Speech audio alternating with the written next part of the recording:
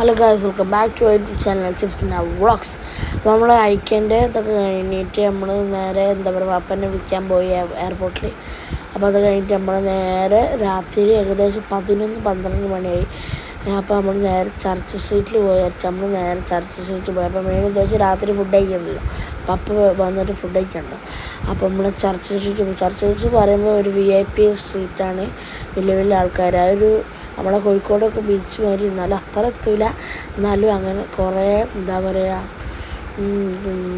ഒരു എപ്പോഴും ആക്റ്റീവ് ആവുന്ന ഒരു സ്ട്രീറ്റാണ് ചർച്ച് സ്ട്രീറ്റ്, ബാംഗ്ലൂർ. അപ്പോൾ അവിടെ എന്തായാലും പോകണമെന്ന് വിചാരിച്ച് വൈബാക്കാൻ. അപ്പോൾ നമ്മൾ അവിടെ പോയി.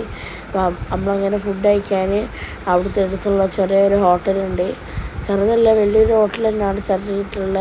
ചർച്ച് സ്ട്രീറ്റിൽ പല ബ്രാൻഡുകളുണ്ട് ഫുഡിൻ്റെ. സാറിക്കോട്ട, ഡോമിനോസ്, പലതുണ്ട്. അതിൽ നമ്മൾ എംപയർ പറഞ്ഞ ഹോട്ടലിൽ ഫുഡ് കഴിക്കാൻ കയറി.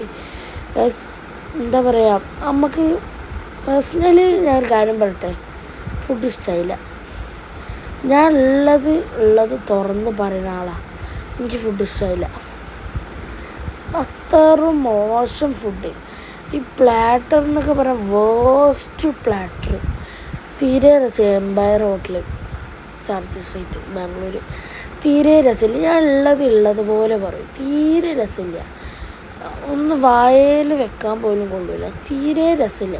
എന്നാലും 4000 റുപ്യ 5000 റുപ്യ ബില്ല് പോയി. അല്ലാക്കറിയാം ഇവർ എന്ത് എക്സ്പെൻസീവായിട്ട്. എന്നാൽ അതിനെ പറ്റിയൊരു ഫുഡ് വെക്കാം. അതുമില്ല. ഫുഡ് എന്ന് വെച്ചാൽ പടച്ചോനെ തീരെ പോരാ. പേഴ്സണൽ അഭിപ്രായം പറയാം. എൻ്റെ ഫാമിലികൾക്കൊക്കെ ഒന്നും ഇഷ്ടമില്ല. തീരെ പോരാ ഫുഡ്. അപ്പോൾ നമ്മളിങ്ങനെ ഫുഡൊക്കെ കഴിച്ചിട്ട് ഇങ്ങനെ ചർച്ച് സ്ട്രീറ്റിൽ കൂടെ നടക്കാറില്ല. നമ്മളിങ്ങനെ നടന്നുകൊണ്ടൊക്കെയാണ് ഓരോരോ ചർച്ച് സ്ട്രീറ്റ് കാഴ്ചകളൊക്കെ കണ്ടിട്ട്, ഓരോ സ്റ്റാച്യൂസ്, ബിൽഡിങ്സ്.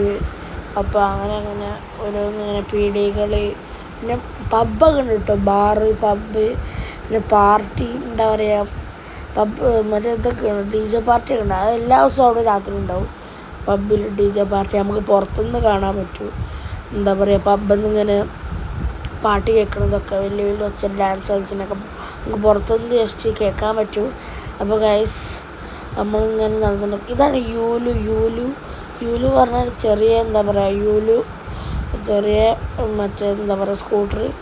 ഇത് QR കോഡ് സ്കാൻ ചെയ്താൽ നമുക്ക് എടുത്തിട്ട് നമുക്ക് ബാംഗ്ലൂർ മൊത്തം ചുറ്റാം ഗൈസ്.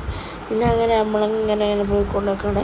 പിന്നെ ഇടയ്ക്കിടയ്ക്ക് നമ്മൾ കുറേ ഫോട്ടോ ഒക്കെ എടുത്ത് അവിടെ നിന്ന് കുറേ ഫോട്ടോ എടുത്ത് നമ്മൾ പൂവൊക്കെ വാങ്ങി. നമ്മൾ ന്യൂ ഇയറിന് വന്നാൽ മതി. അപ്പോൾ ന്യൂ ഇയറിന് കുറേ ന്യൂ ഇയറിന് അങ്ങനെ കുറേ റോസാപ്പൂ. അപ്പോൾ പപ്പ നമ്മളൊക്കെ ഫോട്ടോ ഒക്കെ എടുത്ത് സബ്സ്ക്രൈബ് ചെയ്യുക. അതൊക്കെ ഉള്ളു. Okay, by.